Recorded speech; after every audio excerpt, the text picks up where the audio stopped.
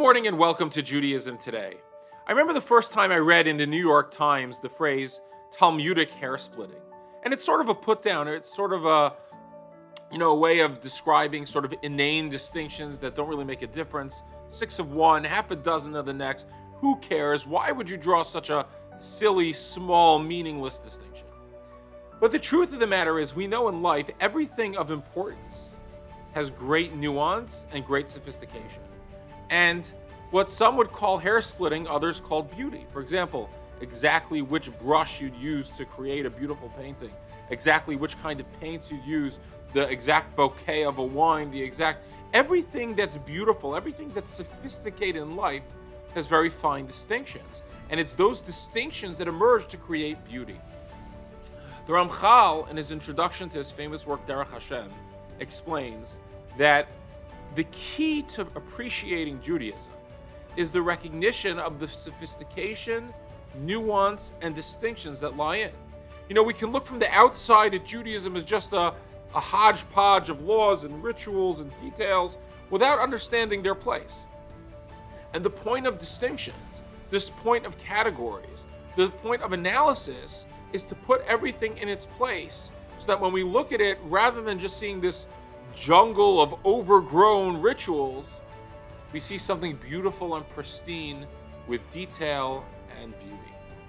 And there's something about this very important idea in this week's Parsha. Rabbeinu Bachya, the famous Rishon, has a very important introduction.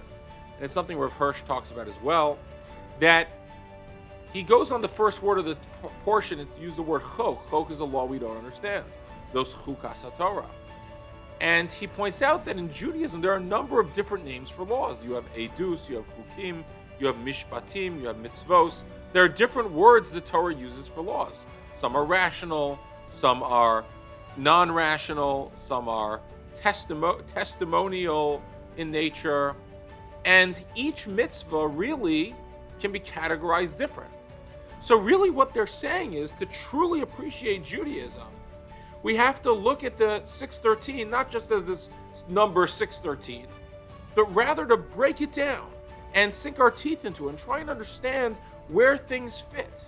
And when we do that, we'll come to appreciate Judaism. What's the difference at the end of the day between a $100,000 car and between a $10,000 car? They both have 4 wheels, they both have a body, they both have a steering wheel, they both have brakes. What's the difference? The difference is in the nuances. It's in the details, it's in the distinctions, it's in the sophistication. We love things that have more details, and when we appreciate them.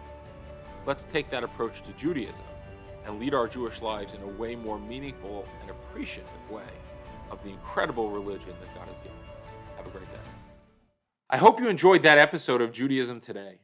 If you did, please make sure to follow us on Facebook, subscribe on YouTube, or check into our podcast wherever podcasts are listened to, and we look forward to hearing from you more.